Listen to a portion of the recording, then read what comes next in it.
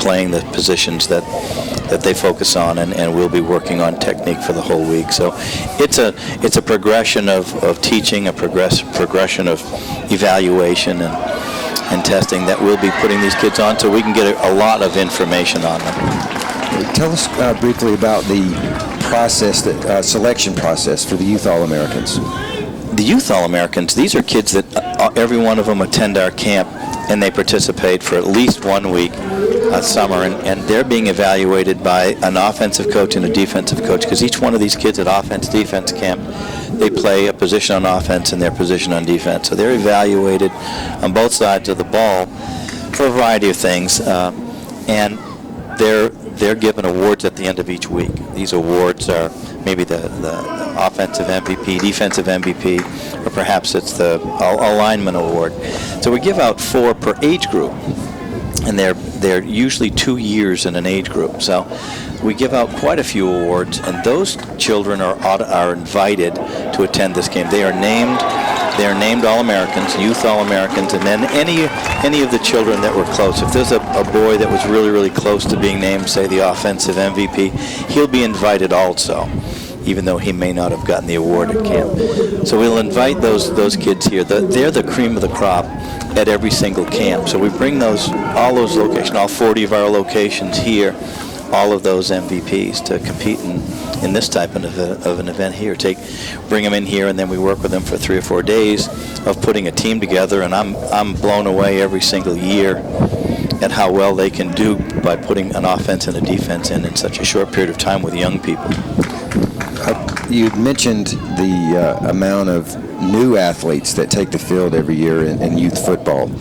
Can you talk about that briefly? Yeah, football is an interesting sport. I mean, it doesn't seem to be growing dramatically, yet it really maintains during very, very difficult times. And it seems to me that from the research that we've seen, and we follow it fairly closely, is that there's just a huge flush of new players coming in every single year, and then there's also quite a few that drop out.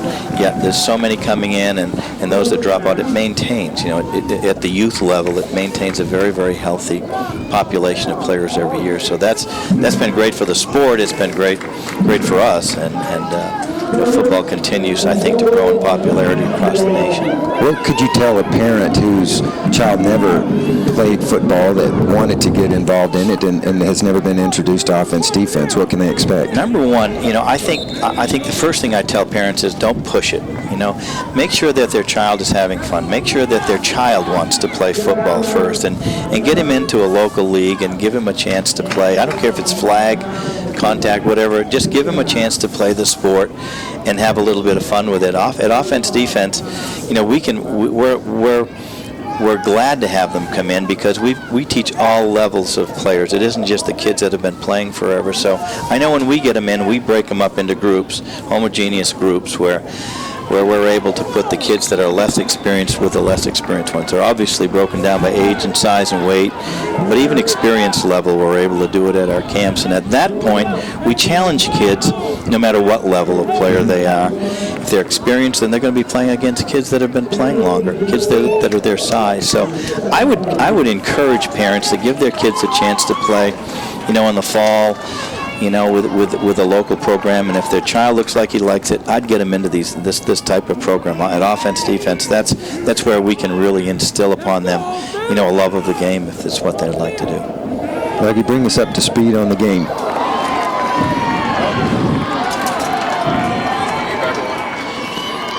Now I can't believe how they're doing out here. These games are running so smoothly. I tell you, the West teams have been. JD, you can see how the West teams have really come back this year. Yeah, it's dominate. It's unfortunate. In the last game that we were calling, we just want the kids to score. It seems like there's an importance, to just you want them to score. Yeah. This is the first real defensive game that we've seen so far out of the 4. And it's enjoyable to see a good defensive game. You know what I mean? But yeah, we would love to see a little bit of pizzazz, but that's okay. I mean, it's again, it's all about the competition. It's about the kids, win or lose. All these kids are winners out here. Yeah, it's tougher to put in an offense in a very short period of time, too. But still. Tell us about your experience in sports. Oh my I gosh! understand that you have had some experience in sports. I have a little bit. Yeah, I mean, I played football, in high school, and I'd love to have played more, but unfortunately, I wasn't blessed. You're like me. I just didn't have it. That's right. But I loved it. It was my favorite sport. But I loved baseball and played baseball and got a couple of tryouts with some big teams. When I was growing up, and actually skiing. I was born and brought up in Maine, and in the state of Maine we had a lot of snow about half of the year. So I grew up on ski slopes. So I was on the national team for a long time, team, and participated in that. And that's that was the scholarship that I chose in college was a ski scholarship rather than a baseball or football one. I chose skiing because I thought I'd go further with skiing, and look at where I ended up.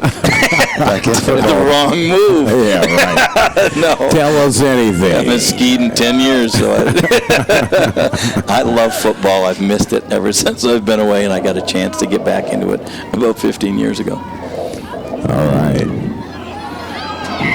Nice run there. I think we may have a scoring. You wanted scoring. He took that one from the 1 yard line, it looked like. That could be a record breaker right there.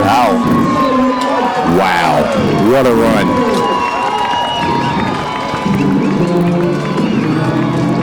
Yeah, that was from the 1. That was a 99-yarder right there. Look at the speed on that kid. Unbelievable. Yeah. He's not looking back. That's number 25 from the West squad, Bruce Bryant. That's 35, I believe. 35? Okay. Sorry about that. TJ. Yeah. TJ. Yeah. Nice run, man. You seem, Mr. Rick, you seem to have a personal connection with these athletes. One of the things I love about this event is that we run so many camps now. I don't get a chance to see every kid like I used to in the old days. I used to go to every camp, and at every camp I'd be the one signing them in the off season, checking them in and talking with their parents, and then I'd go to camp and get a chance to meet. So I'm actually friends with a lot of these people that are out there and their children. I've watched them grow over the years. So I really do. What I love about it now is that while I don't get a chance, I can only hit two or three camps per week in the summer. I'm missing 3 or 4 a week. So this gives me a chance to meet some of those families and kids that I've missed. So it's like old home week. I mean, it's like a family reunion when we get them back here, and it's just wonderful. I told them in the welcome ceremony, it's like coming home for Christmas when they come back here. It's hard not to talk about some of the OD All-American alumni. Des Bryant, some of your players are already making it into the professional arena.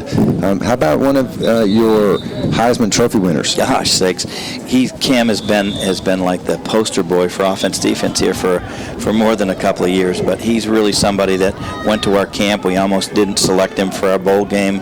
We had a young man go down, Robert Marv, got a sore shoulder, and we needed a quarterback. So we had a couple of our coaches that knew him so well, and they forced me to take Cam as that replacement quarterback. I like to use that in front of him, and I did in front of him too.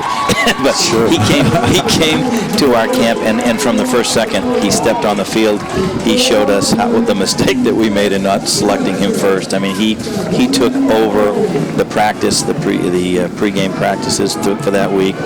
He just impressed everybody. He impressed obviously Florida enough because he was a verbal commit to another school. I believe it was Ole Miss, and Florida heard about what he was doing and how well he played for us. They watched him on television, and the next thing I know, he was signed to go to Florida. I think this kid is special, and he's a wonderful man. I think very, very highly of him personally, and he has just impressed me with his technique, with his ability. He really impressed me most recently with this very, very difficult run they had, and he had prior to the Heisman. I mean, this stuff coming out about him perfectly timed a couple of games before the Heisman decisions were going to be made. I think for a kid to keep his composure at that age is remarkable, and I'm very, very proud of him and his achievements. He's going to go a long, long way. in the sport, but we did have Cam. I was blown away, frankly, this past year by so many juniors that came out. We've only been doing this. This is our 5th year, and so our kids, our first year class are seniors this year. So we should have had nobody out in the draft. And last year, I believe we had, 8 or 9 of our kids were selected in the first round, and those were kids that went out as juniors. So it's remarkable of how many of our kids have done so well at the pro level. Selected. Look at this run. I'm telling you. Nice. I'm gonna be quiet. I'll tell you, there's a lot of football going on. No, please. You're fine, but that was a great run right there. Yeah, it was. I would like to hear the story of how the media was introduced to Cam Newton. You had mentioned one of the number 2 rated quarterbacks in the nation was at your camp or at your bowl game, Stephen Garcia. Oh, gosh. Yeah, he was a flamboyant young man and a great quarterback. I believe he was 2nd or 3rd in the nation that year when we selected him to come to the All-American Bowl, and he came. And, of course, the media all followed him out there, and they read his bios, and they knew he had some great stats and was ranked very highly in Scout and Rivals and OD ranking as well. He was ranked very highly. So when the first practice set up, all the media kind of was bugging us about, well, where's the East going to practice? Where's the East? Where's your East quarterback going to be? So they brought their tripods in and set up. Gosh, a few minutes before practice started, and over at the other side there was this other quarterback, the second quarterback, over there, and all of a sudden we were hearing the hiss of footballs being thrown in the, so they started looking at the other side of the field, and they watched this kid move, and they saw how efficient he was, and how swift he was. He looked smooth. He almost looked slow. Look at this. Yeah, see, they did this. As soon as we started talking, no defense. Yeah, there it is. Offense. Here comes the defense. Number 20 scored right there. That's B.J. Fambro. We've been calling his number all day. Yes, we are. Nice run there. Oh gosh. So in any case, they watched this guy. They watched this Cam Newton for a couple of minutes, and all of a sudden you could hear the click, clack, click, and all these tripods were being folded up, and they were sliding down to the other side of the field to watch this kid. Wow. That's history right there.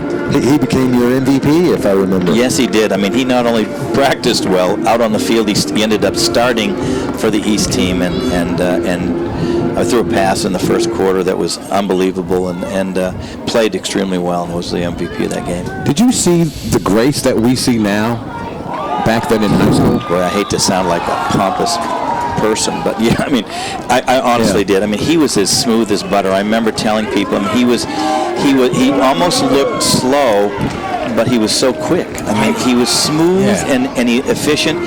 He just, he'd come to a number of our camps, and so he'd been getting some training, I know, from us, but he hadn't gotten training from really much of anybody else, and he was so technically proficient for a young kid. He's just a very natural athlete. He's very bright, and he was just somebody that caught on. You could tell him something once, and he had it. Yeah. I mean, it was locked in. He looked good back then to me, and then to a lot of other people.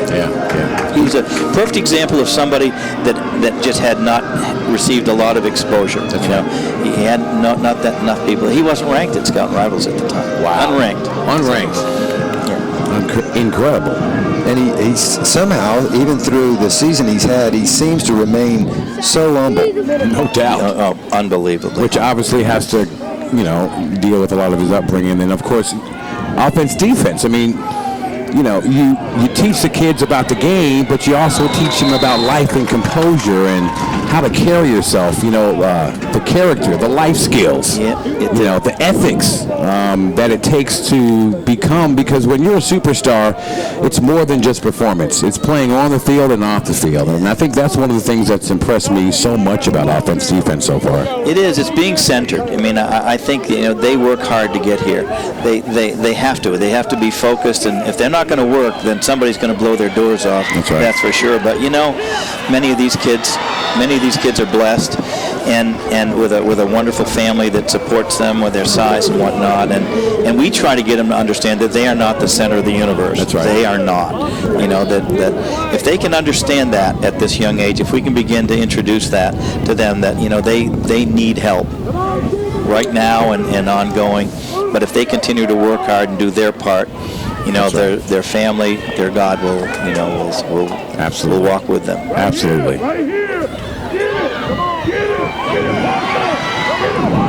Nice run. We're seeing some late hit there. Seeing some great offensive moves going on right now as we get closer to the 17-minute mark of the second half. Number 33, Marvin Gray. He has been called several times during this game.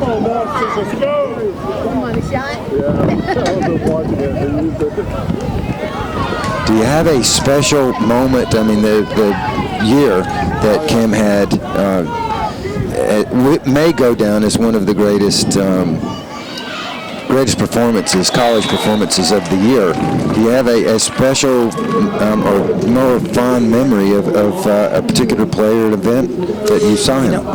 Not a specific play, frankly. He's had some great passes where he was under a lot of pressure. Those runs that he had and everything. But no, to me, you know what it was, and I'll never forget it. It was this media blitz. It was this release of information about the issue that they were bringing up just a couple of weeks before. This was, to me, and I'm a fan like anybody else, but I mean I'm watching it from my perspective, and we talk to Cam a lot.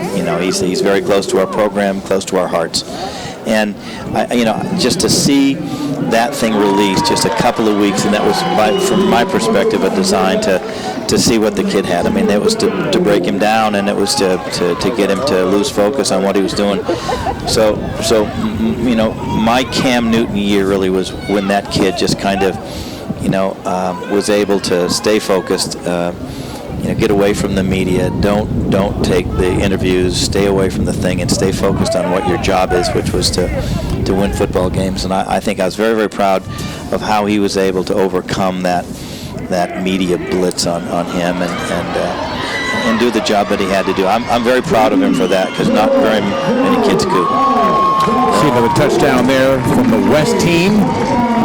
I think somebody was listening to us when we said that this was an all-defense game. I think they were like, okay, let's turn it up. We want them to score. Absolutely. Right. Great run there from number TJ, I think is 35. We've called his name a few times. TJ. Yeah, TJ.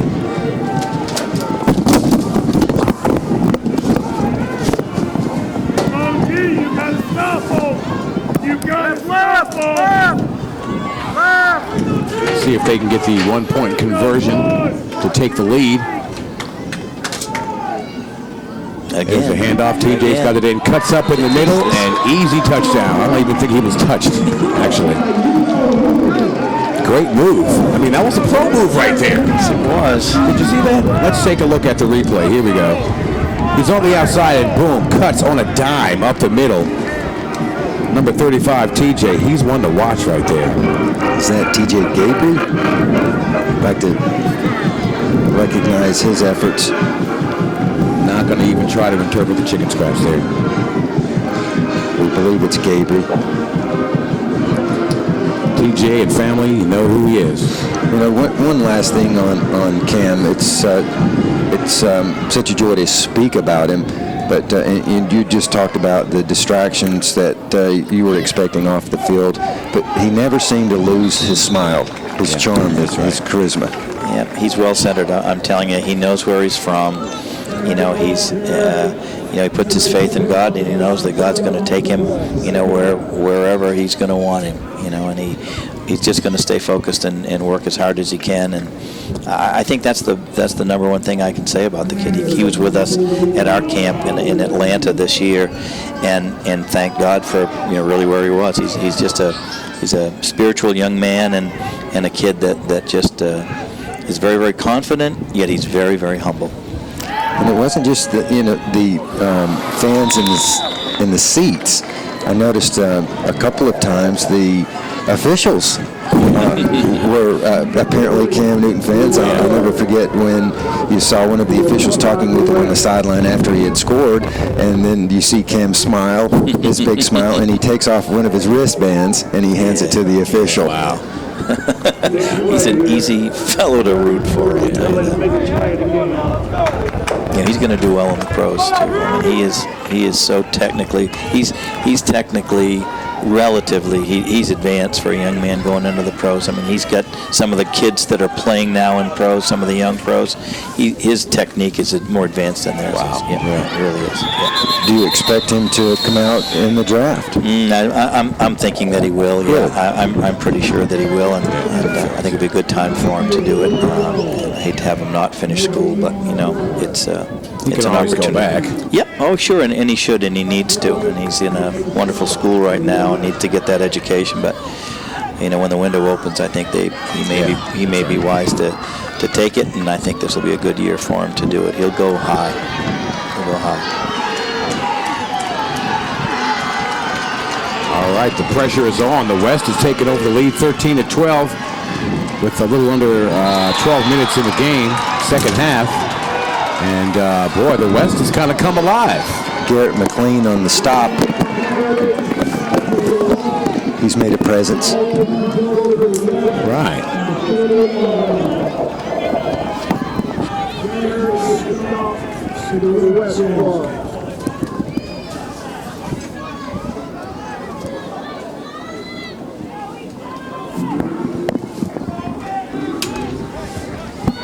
All right, West team coming back on the field. And it's amazing. The game's turned around tremendously in the second half. The West Coast picking up a lot of steam, and that's the man that's helping make it happen right there again. TJ scores another touchdown.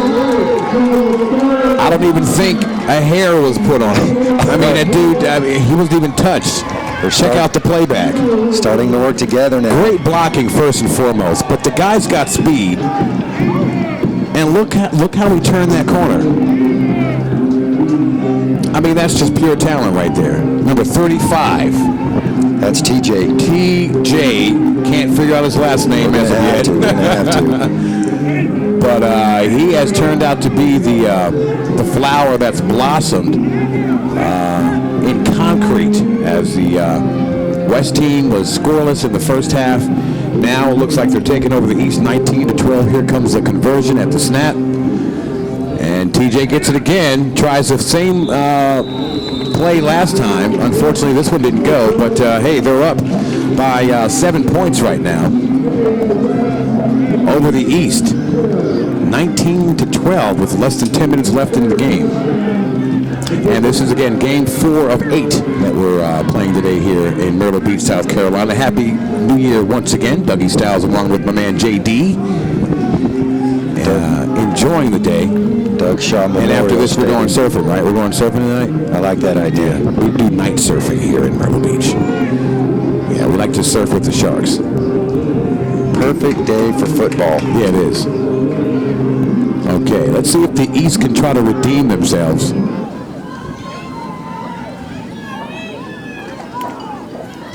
All right, swing out to the right.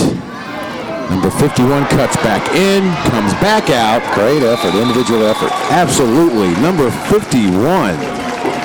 Definitely making big moves. That's Dominique Schaefer. First down. I've been impressed with him today. Yeah, he's looking good. Got some pretty strong offensive players. It's been fun to watch these games and also listen to the president of Offense Defense Sports. Rick Absolutely. Whittier. Absolutely. I mean, what a compassionate guy, man. I mean, like, he's a class act. He is about these You don't get kids. guys like that every day in his position that are so humble and that care so much. And it's good for the sport. It's good for Absolutely. the families. It's good for the players. Yeah.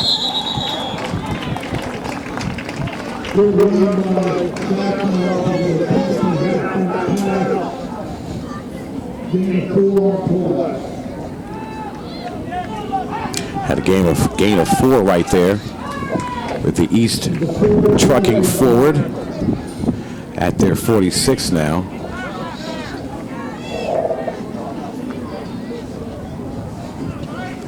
What are we in? Game number 4 of 8 this afternoon? Yep. 2nd and 7 for the East. At quarterback, number 52.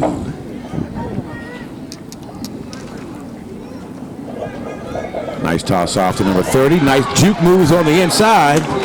He gains about 13 on that one. And that's number 30. And Kyle. No, that's Jordan Knight. It's Jordan Knight, number 30. Nice run, as you see on the replay. Was upset he got tackled. He felt like he could have gone all the way. All right, he's trying to make a comeback now. They're down by 7, that is. And the play caller is number 57, Kyle. How do you pronounce his last name? Good question. Wish I could answer that one for you. Oh, number 20. Oh, nice move around the side. BJ. I'm a fan, bro. BJ. Okay? I'm a fan of number 20. Impressed.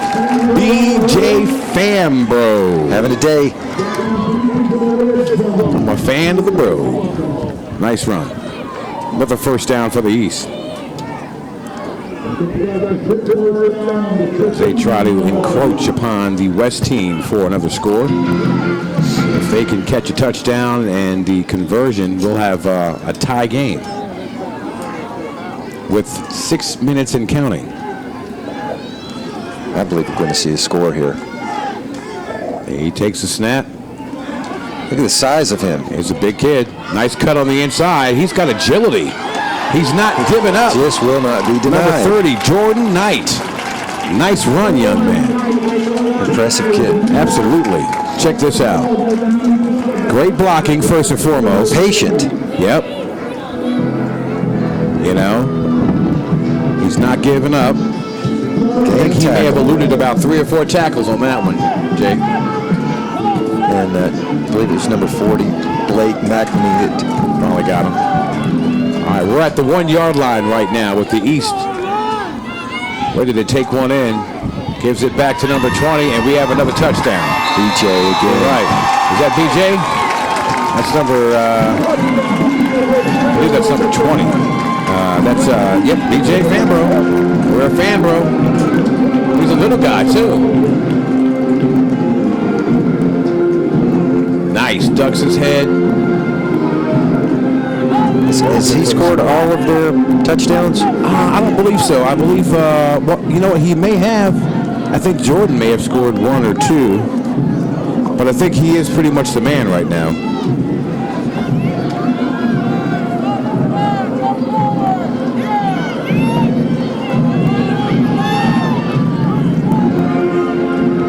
And here's a conversion on the pitch. And he goes nowhere on that one. And stopped by number 40. This has turned out to be an excellent game, one of the most competitive so far that we've seen out of the 4. Blake McNamee dominating on the defensive side. 18-19, West up by 1 with 4 minutes and counting. Big stop. Absolutely, and of course the clock keeps ticking. At one point may end up being important as the day rolls by. Absolutely.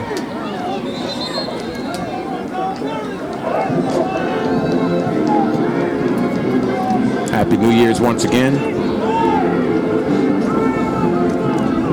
4 minutes left in the first half of game number 4 of the second half. Actually. Second half. Second half. That's right. We spent the first half with Mr. Whittier.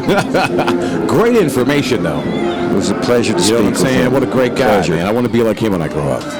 4 minutes left in the game. This 4th game of 8 in the 2011 Youth All-American. Yep, here we go. West Side. Offense, defense, sports. That's our guy again, number 39. Nice run. I believe he picked up the first down on that one. We'll see. First down, yep. TJ. TJ. I wish we got to figure out his last name. Gabby, Grabby.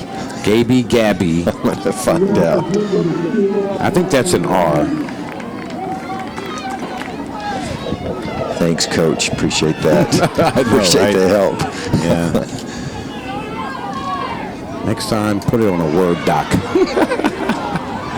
at this. Nice look cut. at this. Oh, look at this young man. Nice. Oh, my gosh. Look at him Oh, go. nice run. Nice run, number 33. There's Marvin Gray. Marvin Gray. See, we can understand a little bit of the chicken scratch. Nice run. Here's the replay. He goes from the outside, then boom, cuts on a dime. Another cut on the inside.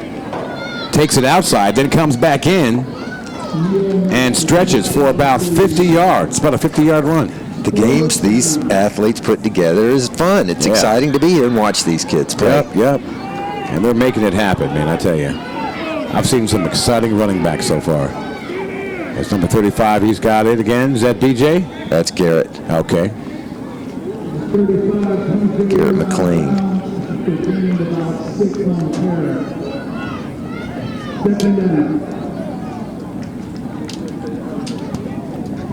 Second and about 6.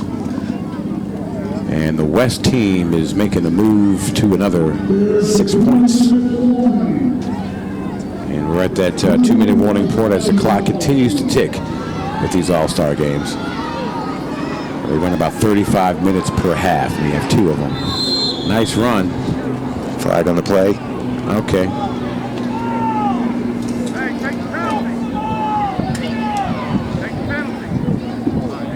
Looks like it could be on the West team as they take it back 10 yards. Probably a holding.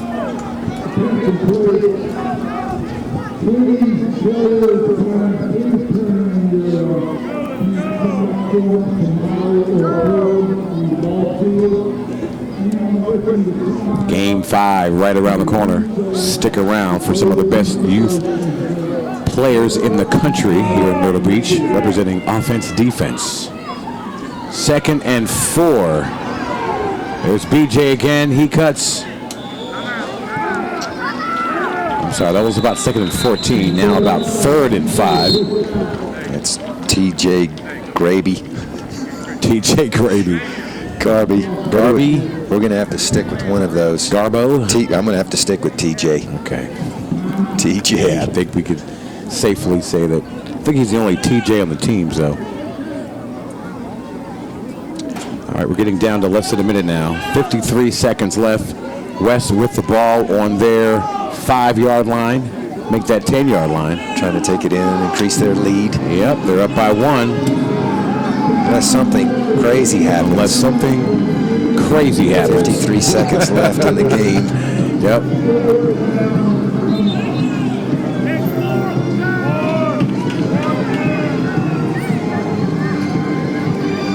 At 1 point, comfortable. Yep.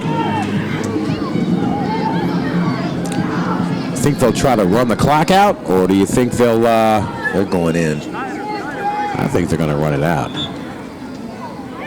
Okay. They're calling TJ's number again. Yeah. Believe me, he's getting it. He's been a standout athlete today. Yeah, especially in the second half.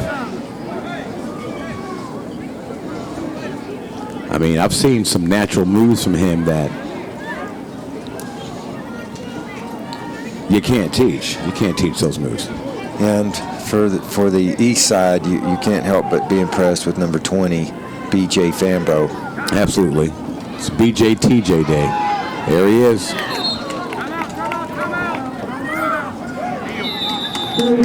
That's number 33. Marvin Gray's number's called again. Yep.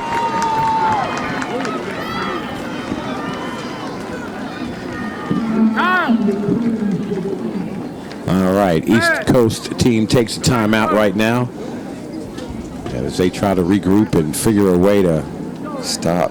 to bring this thing back in their favor with 45 seconds left in game time. Sunshine is apparent now in Myrtle Beach. I was wondering this morning, it didn't look good. But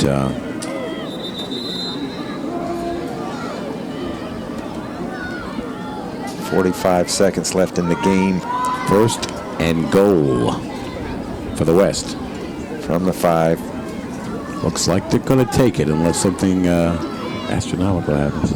There's a hike, and it's a quarterback run on the side. Easy touchdown. Wow. That's Charlie. I believe that's Chinookwa. Okay. Lightfoot. I'm just going to call him Lightfoot. And he has a light. Did you see how he just danced in the end zone Play right with there? that. Play with that one. You know what I mean? The guy's got light feet.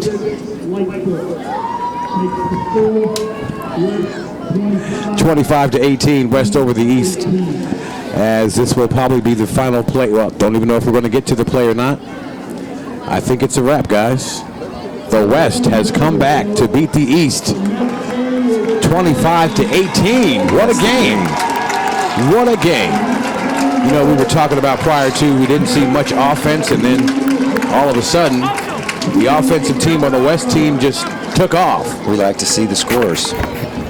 Incredible. All right, we're ready for Game 6 coming up momentarily. Stick around. We're about 10 minutes or 5 minutes shy from our 5th game kicking off. It's OD football.